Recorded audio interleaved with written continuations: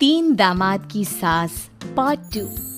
अब तक आपने सुना कि कावेरी जी अपनी तीनों बेटियों ईशा, मोहिनी और सुहाना की शादी तीन घर जमाई लड़कों के साथ करवा देती है। उन्हें लगता है कि ये लड़के शायद घर का कामकाज संभाल लेंगे, लेकिन उनके तीनों घर जमाई बहुत आलसी थे। वो नौकरी भी नहीं करते थे और बाहर का काम भी नहीं। कावेरी जी ने अपनी बेटियों से कहा कि वो प्रेगनेंसी का बहाना बनाकर अपने पतियों को सबक सिखाए। अब सुनिए आगे। मम्मी, आपने जैसा कहा था हमने वैसा ही किया, लेकिन देखिए ना, विवेक का हाल तो वैसा का वैसा ही है। घर में ना सुबह का नाश्ता बनता है और ना खाना। नौकरी पर जाने की बात करूं तो खाने को दौड़ते हैं मुझे। हाँ मम्मी, मैंने भी सुमित को कितनी बार कहा कि अगर नौकरी नहीं करनी तो कोई छोटी सी दुकान ही खोल लो, घर का खर्चा कैसे चलेगा।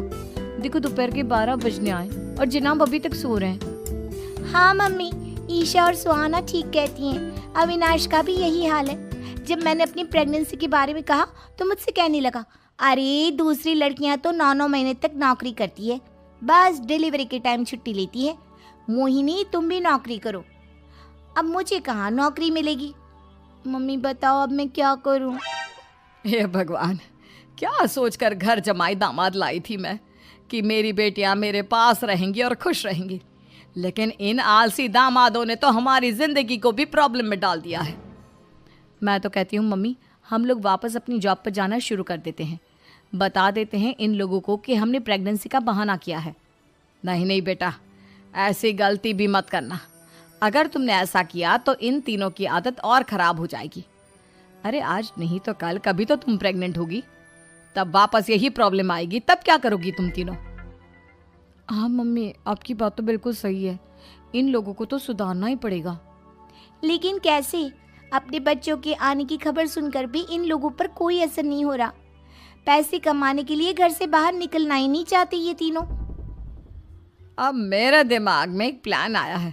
तुम तीनों चिंता मत करो, उन तीनों को बुलाओ, फिर मैं बात करती हूँ। थोड़ी देर बाद कावेरी जी अपने तीनों दामादों को सामने बुलाकर अपनी बात कहना शुरू करती हैं। अविनाश, सुमित और विवेक, देखो बेटा, मैं ना तुम तीनों से बड़ा प्यार करती हूँ, इसीलिए तो तुम्हें घर जमाई बना कर रखा है मैंने। अरे मम्मी जी, सीधे सीधे कहिए ना, क्या बात है। प्यार तो हम भी आपको बहुत करते हैं। अरे मम्मी जी, आपकी इज्जत भी बहुत करते हैं। अरे भाई, आपके जैसी सास और कमाने वाली बीवी सबको मिलती है क्या? हाँ मम्मी, विवेक और सुमित ठीक कह रहे हैं। आपकी बेटी से शादी करके मेरी तो ज़िंदगी ही अच्छी हो गई है। जानती हूँ मैं, और ये भी जानती हूँ कि तुम तीनों अपने अपनी बीवियों से बहुत प्यार करते हो। बेटा, बात ऐसी है कि हमारे कुल गुरु ने कहा है कि प्रेग्नेंट होने के बाद मेरी तीनों बेटियाँ शुरू के 4 महीने हमारे गांव में जाकर रहेगी, जहाँ मेरे चाचा जी रहते हैं। अरे लेकिन क्यों मम्मी, गांव में जाकर रहने की क्या ज़रूरत है इन तीनों को। वो क्या है ना बेटा, हमारे परिवार को एक श्राप है। अगर मेरी बेटियों ने यहाँ पर बच्चा पैदा करने की कोशिश की तो उनके बच्चों को कुछ भी हो सकता है। इसलिए अब से लेकर 4 महीने पूरे होने तक इन्हें गांव वाले घर में रहना पड़ेगा। हाँ तो इसमें प्रॉब्लम क्या है मम्मी जी? हम भी वहाँ जाकर रहेंगे, पिकनिक मनाएंगे। अरे भाई, बीवी जहाँ हम भी वहाँ। हाँ यार, आइडिया तो बहुत अच्छा है। शहर की ज़िंदगी में रह रहकर परेशान हो चुके हैं, अब कुछ दिन गांव में बिताएंगे। तुम लोग समझने की कोशिश क्यों नहीं करते। तुम में से कोई भी वहाँ नहीं जा सकता, और मैं यहाँ रहूँगी ना तुम तीनों के साथ। 4 महीने की तो बात है, उसके बाद ये तीनों ही लौट कर आ जाएंगी। ठीक है मम्मी जी, अब हमारे बच्चों का सवाल है तो ये तो करना ही पड़ेगा। कावेरी अपनी तीनों बेटियों को कुछ दिन के लिए घर से बाहर कहीं दूसरे शहर में रहने के लिए भेज देती है। कुछ दिनों के बाद, अरे मम्मी जी, बहुत दिन से पिज्ज़ा नहीं खाया, मंगवाइए ना। क्या बताऊं बेटा, पहले तो बेटियां खर्चा दे देती थी क्योंकि उनकी नौकरी थी, लेकिन अब तो मेरे पास पैसे ही नहीं बचे। थोड़े बहुत पैसे हैं जो बच्चों की डिलीवरी में काम आएंगे। लेकिन मम्मी जी, आपकी बेटियों को वापस आने में तो अभी बहुत वक्त बाकी है। वही सोच सोच कर परेशान हो रही हूँ। सोच रही हूँ कल से दूध भी बंद करवा देती हूँ। अब दूध वाले को देने के लिए पैसे भी तो नहीं है ना। अरे नहीं नहीं मम्मी जी, अगर दूध भी बंद करवा दोगी तो मुझे चाय कहाँ से मिलेगी? और चाय के बिना मैं तो मर ही जाऊंगा।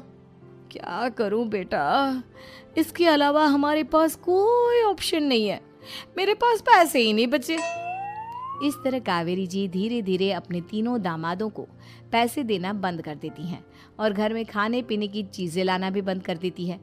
अब वो तीनों बुरी तरह से परेशान होने लगे थे और इसलिए एक दिन तीनों प्लान करके घर से बाहर निकलते हैं और बाजार में जाने के बाद, यार अच्छा खाना खाए हुए कितने दिन हो गए, पता नहीं कब अच्छा खाना मिलेगा। हमारी बीवियों के जाने के बाद तो हमारी हालत भिखारियों जैसी हो गई है यार। कुछ भी हो, मुझे तो आज पिज्ज़ा खाना ही खाना है।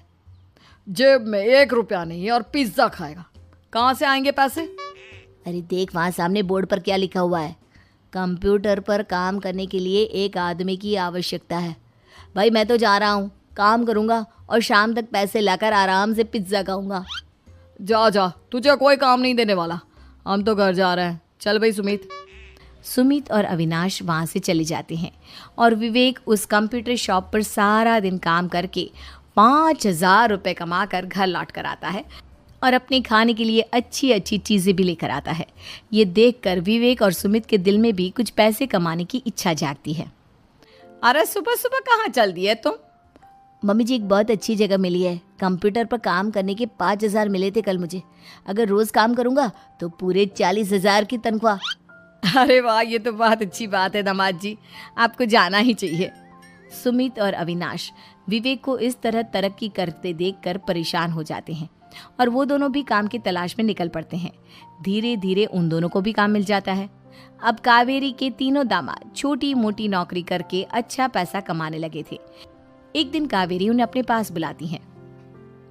अरे वाह, विवेक 40,000 कमा लेता है, अविनाश 60,000 और सुमित तुम भी 40,000 के आसपास कमा ही लेते हो।